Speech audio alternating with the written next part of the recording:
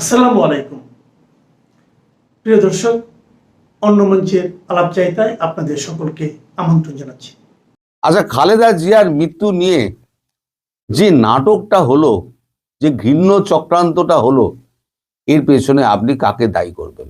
এই মৃত্যু কিন্তু স্বাভাবিক নয়। কেন স্বাভাবিক নয় আমি আপনাদের বলে দিচ্ছি, আপনারা নিজেরাও বুঝতে পারবেন কেন স্বাভাবিক নয়। সবই আপনাদের আমাদের চোখের সামনে ঘটেছে, আমরা কেবল ডট টু ডট মেলালে আপনি জানতে পেরে যাবেন যে সত্যি এটা স্বাভাবিক মৃত্যু ছিল না, মৃত্যুকে ডেকে আনা হয়েছে।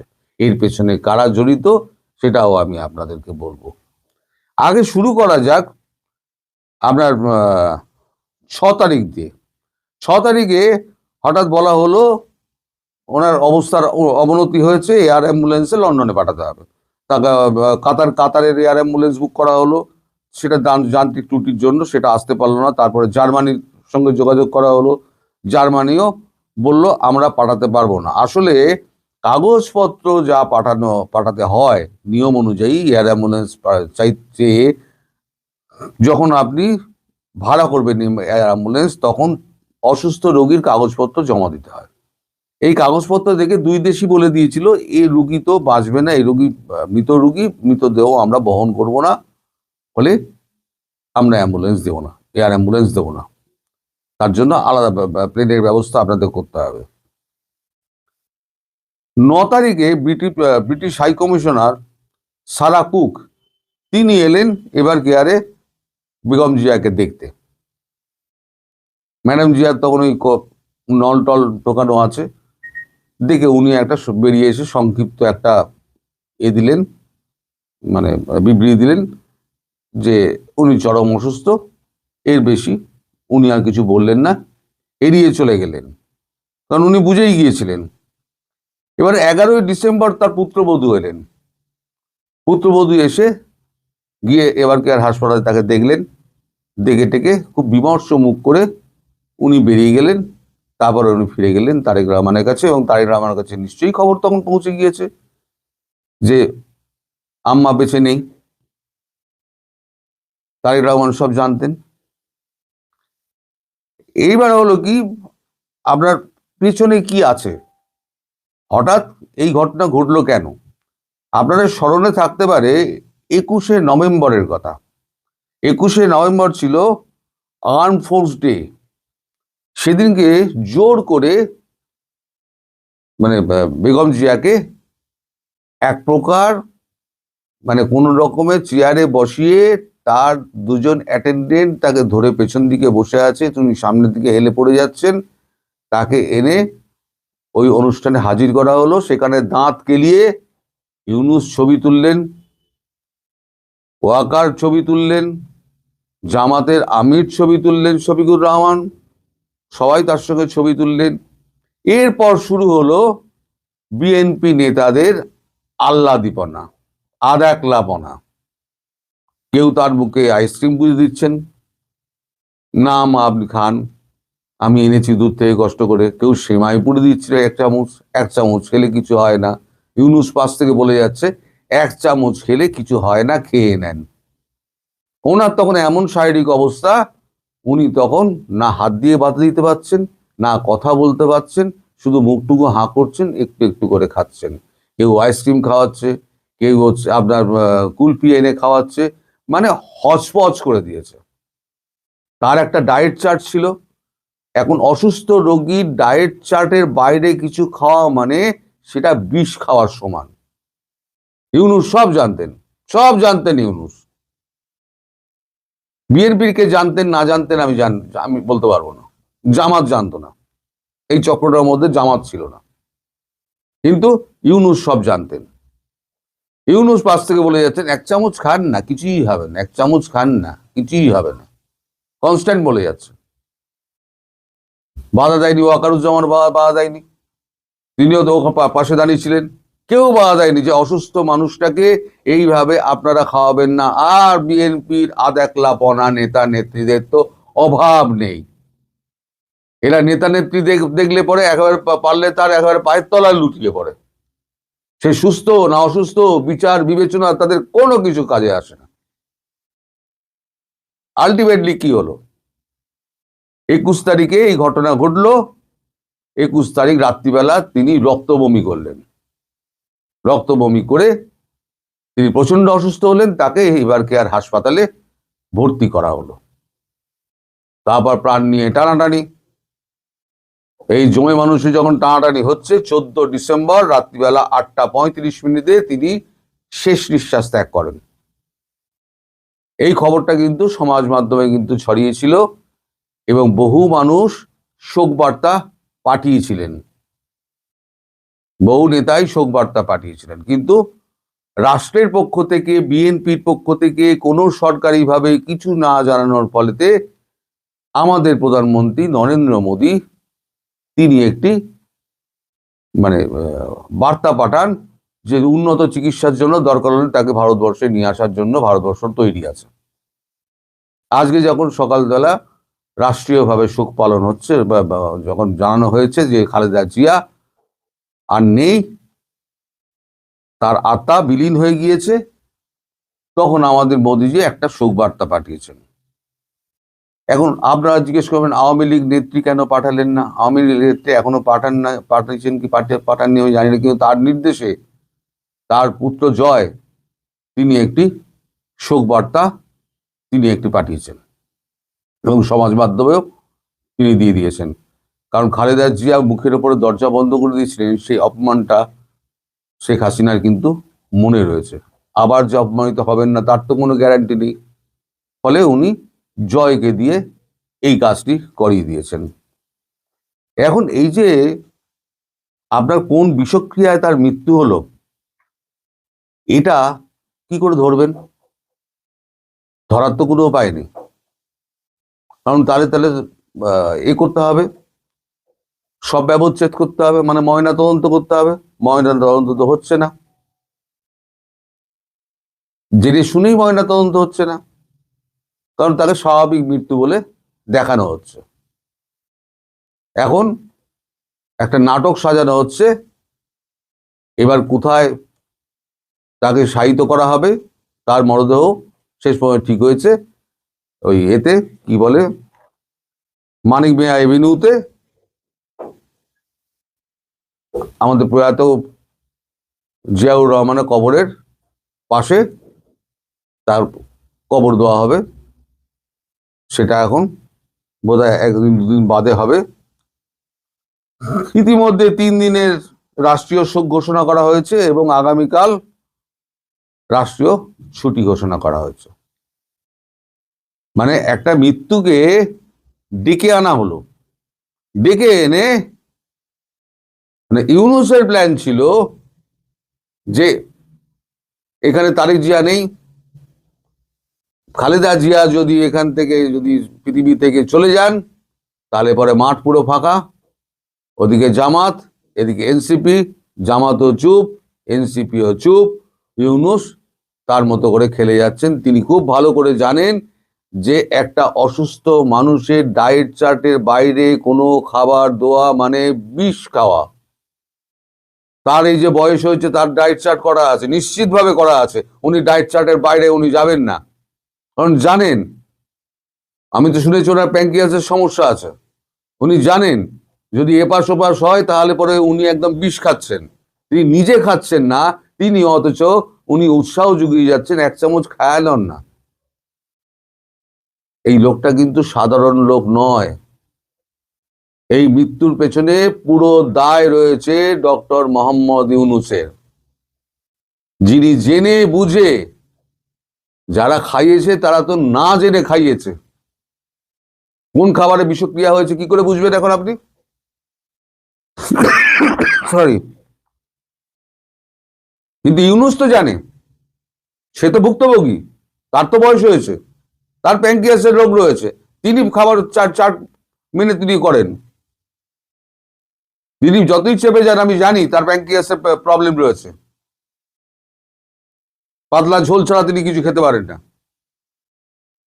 মুরগি মাটন শুধু চেয়ে দেখেন, খেতে পারেন না উনি। কখনো আপনারা দেখবেন না উনি কখনো খাচ্ছেন বাইরে, কোনোদিন দেখতে পাবেন না। এখন এই মৃত্যুর জন্য আমি সম্পূর্ণভাবে দায়ী করব এই ডক্টর ইউনূসকে।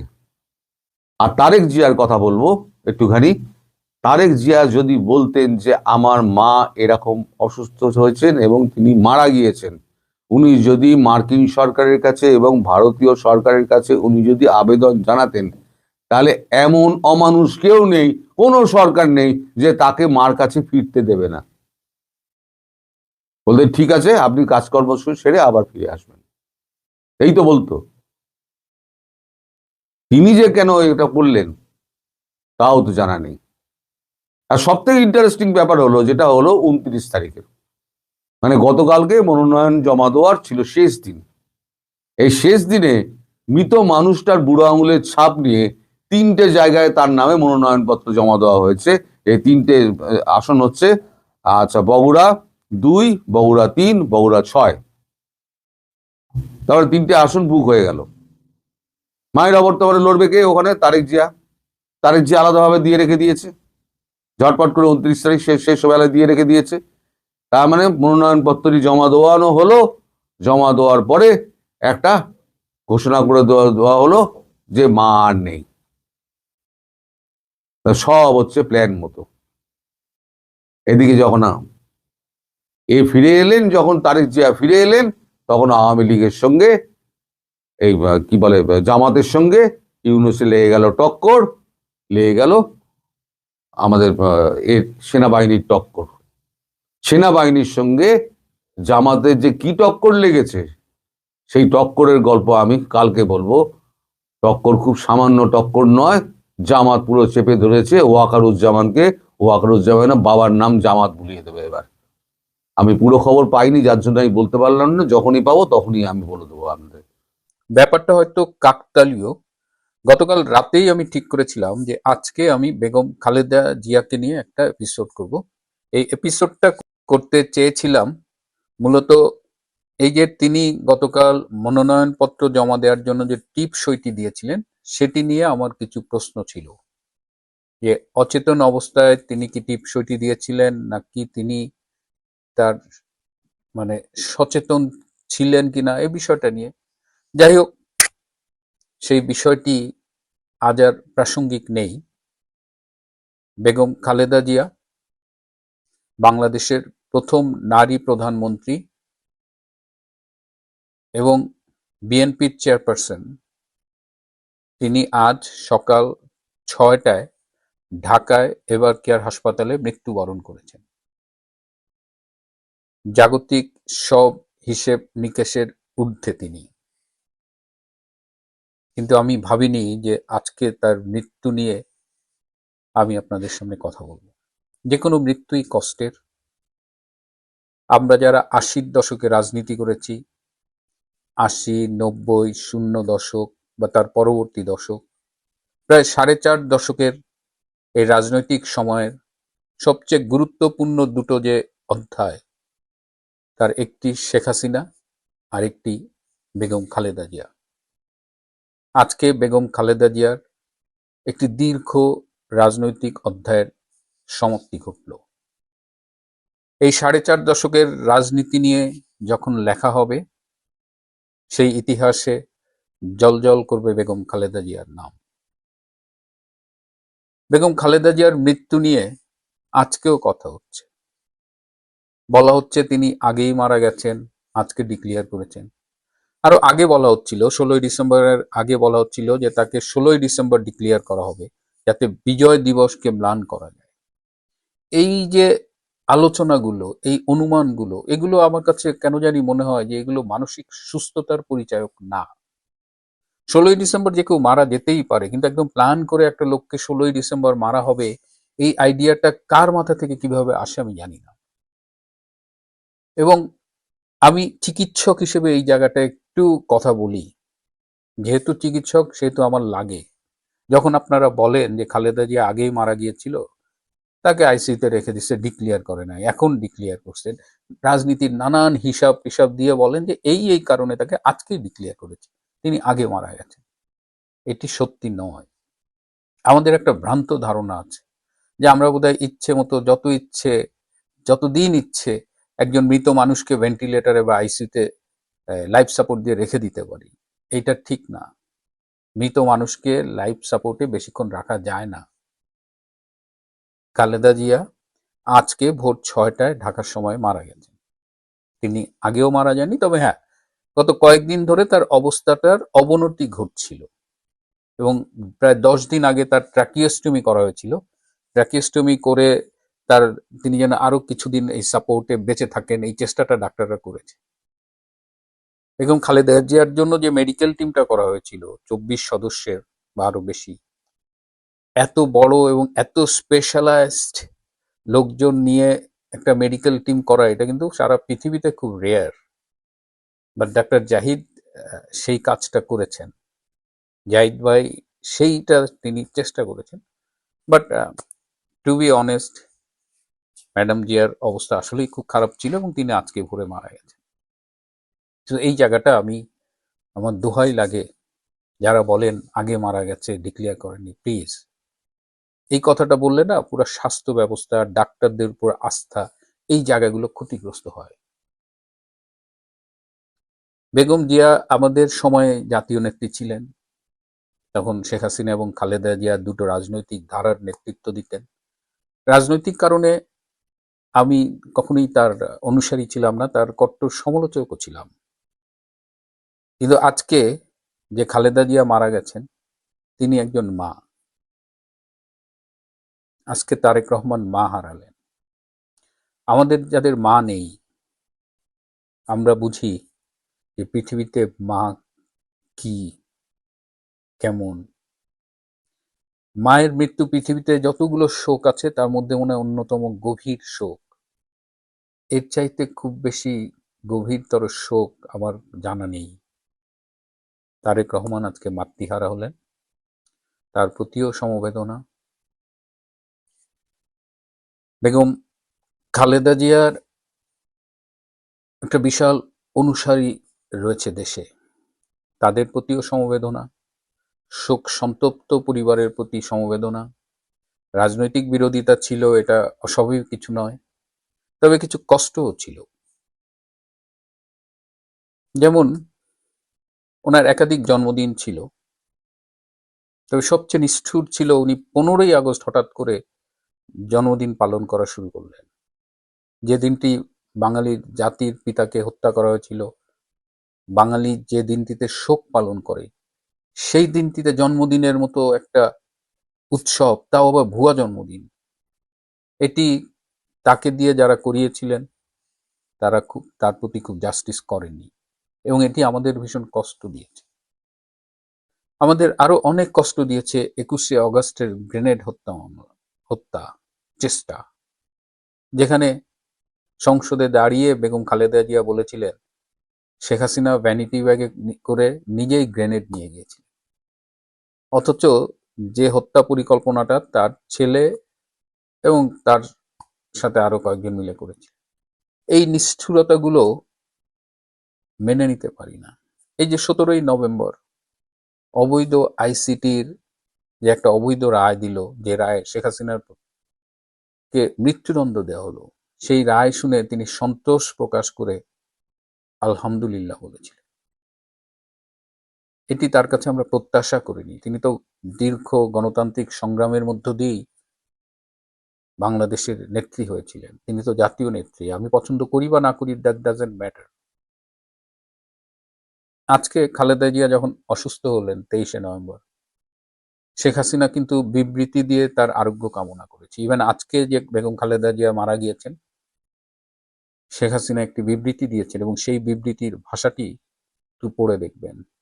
বাংলাদেশের প্রথম নারী প্রধানমন্ত্রী, গণতন্ত্রের নেত্রী, দীর্ঘদিনের গণতন্ত্রের নেত্রী, এবং আমরা তো দেখেছি তাদের ব্যক্তিগত সম্পর্ক তো খুব ভালো ছিল। বঙ্গবন্ধুর 32 নম্বরে জিয়া গিয়েছেন, বেগম খালেদা জিয়াকে নিয়ে গিয়েছেন। পরবর্তীতে দুই নেত্রী যখন জাতীয় নেত্রী, তখন তাদের মিটিং হয়েছে, মহাখালীর বাসায় খালেদা জিয়া গিয়েছেন, তারেকের বিয়েতে শেখ হাসিনা গিয়েছেন। তাদের তো একটা সম্পর্ক ছিল। কিন্তু ওই যে 2004 সালের 21শে আগস্ট আমাদের রাজনীতিতে একটা এত বিভাজন টেনে দিয়েছিল, এত ক্ষত বিক্ষত করেছিল ইন্টার পার্টি রিলেশনশিপ। তারপরেও আজকে মৃত্যুর দিনে তার জন্য দোয়া করি। আজকে সৃষ্টিকর্তা মহান আল্লাহ তাআলা তাকে যেন বেহেশতে নসিব করেন, সেটিও বলি। আজকে দেখলাম একজন উপদেষ্টা, আইন উপদেষ্টা আসিফ নজরুল, তিনি আবার বলেছেন যে আওয়ামী লীগের কারণে নাকি খালেদা জিয়ার মৃত্যু হয়েছে। মানে এই যে খালেদা জিয়া দীর্ঘ ক্রনিক ইলনেস গুলোতে ভুগছিলেন, এর জন্য আওয়ামী লীগকে দোষারোপ করেছে। আজকে আমি আপনাদের সামনে একটা ঘটনা বলি, এটি আপনাদের জানার কথা না। তখন করোনার কাল, খালেদা জিয়া বঙ্গবন্ধু মেডিকেল ইউনিভার্সিটিতে ভর্তি, তিনি তখন বন্দী, আদালতে শাস্তি পেয়ে তিনি তখন বঙ্গবন্ধু মেডিকেল ইউনিভার্সিটির একটা কেবিনে থাকেন। সেই সময় করোনার সময় বঙ্গবন্ধু মেডিকেল ইউনিভার্সিটির ভিসি ছিলেন প্রফেসর কনককান্তি বড়ুয়া। তো আমি তো করোনার সময় খুব অ্যাক্টিভ ছিলাম, আপনারা যদি মনে করতে পারেন। তো কনককান্তি বড়ুয়া দার সাথে আমার কথা হচ্ছে, তো দাদা আমাকে বলতেছে যে মিল্টন, করোনা তখন কেবল আসছে, এখন ম্যাডাম খালেদা জিয়া তো এখানে আছে, যদি ম্যাডামের করোনা হয়ে যায়, কারণ হাসপাতাল তো খুব সেন্সিটিভ জায়গা, তাহলে তো সরকারের জন্য খুব বিব্রতকর হবে। এবং তিনি সরকারকে জানালেন যে ম্যাডাম খালেদা জিয়াকে হাসপাতাল থেকে কোনো নিরাপদ জায়গায় নিয়ে যাওয়া হোক, এবং তারপরে কিন্তু তাকে গুলশানে ফিরোজায় ট্রান্সফার করা হয়। এবং আমি সব সময় দেখেছি সরকারের পক্ষ থেকে একটা কঠোর নির্দেশনা ছিল যে বেগম খালেদা জিয়ার হেলথের বিষয়ে যেন কারো গাফিলতি না থাকে। কারাবন্দী হয়েও তিনি এভার কেয়ারে কিন্তু ট্রিটমেন্ট নিয়েছেন, তার চিকিৎসার জন্য বিদেশ থেকে ডাক্তার এনে প্রসিজার করেছেন। অথচ শুধু আসিফ নজরুল না, এরকম অনেকেই আছেন খুব দায়িত্বহীনতার সাথে বলে ফেলেন। আমি আরো একটা কথা বলি, শেষ করব। খালেদা জিয়ার মৃত্যুতে আমার আরো একটা কষ্ট আছে, এটা আমি আগেও বলেছি এবং স্বীকার করছি, জন্ম মৃত্যু সবকিছু সৃষ্টিকর্তা আল্লাহর হাতে। তারপরেও বলি যে আমরা সতর্ক থেকে অনেক কিছু প্রিভেন্ট করতে পারি, এই প্রিভেনশনের ক্যাপাসিটিটা আমাদের আছে। 21শে নভেম্বর জাতীয় সশস্ত্র বাহিনী দিবসে যেভাবে ম্যাডাম খালেদা জিয়াকে নিয়ে পাবলিকলি ইন্টারাকশন করার সুযোগ দেওয়া হলো, তার সাথে কত মানুষ কথা বলল, অথচ তিনি কিন্তু তখন শারীরিকভাবে যথেষ্ট মানে কন্ট্রোল করে চলেন, তার রোগ প্রতিরোধ ক্ষমতা অনেক কম। এত কিছু জানার পরে ওনাকে এরকম একটা পাবলিক প্লেসে নিয়ে সবার সাথে কথা বলা, হেসে হেসে ছবি তোলা, কারো একজনের কাছ থেকে তিনি একটা ইনফেকশন পেয়েছেন বলে আমার ধারণা, এবং পরবর্তীতে তার ফুসফুসে ফাঙ্গাস ইনফেকশন হয়েছিল, যেটা এই বয়সে হলে আর মানে রোগীরা খুব কমই বাঁচে। Asif Nazrul, you should consult with doctors. এবং এই যে 21শে নভেম্বর থেকে পরবর্তীতে সংক্রমিত হলেন, তারপরে হাসপাতালে গেলেন, তারপরে ক্রমাগত তিনি অসুস্থ হলেন, তার অবস্থা আরো খারাপ হলো। এবং এভার কেয়ার হাসপাতালের একদম ফার্স্ট হ্যান্ড ইনফরমেশন আমি পেতাম, যে কারণে যতবার আপনারা বলেছেন উনি মারা গেছেন, আমি বলেছি না, মরে। আজকে যখন ডাক্তাররা বলেছেন তিনি আজকেই মারা গেছে। যাই হোক, আজকের এই মৃত্যুর দিনে আবারও শোক প্রকাশ করছি ম্যাডামের ছেলের প্রতি। ম্যাডামের ছেলের বউ ডাক্তার জুবায়েদা আমার ঢাকা মেডিকেল কলেজে 1 বছরের জুনিয়র ছিলেন, খুব লক্ষ্মী একটা মেয়ে ছিলেন, এবং ব্যক্তিগতভাবে কিছু ঋণও আছে। তো সবার প্রতি সমবেদনা। ইন্না লিল্লাহি ও ইন্না ইলাইহি রাজিউন।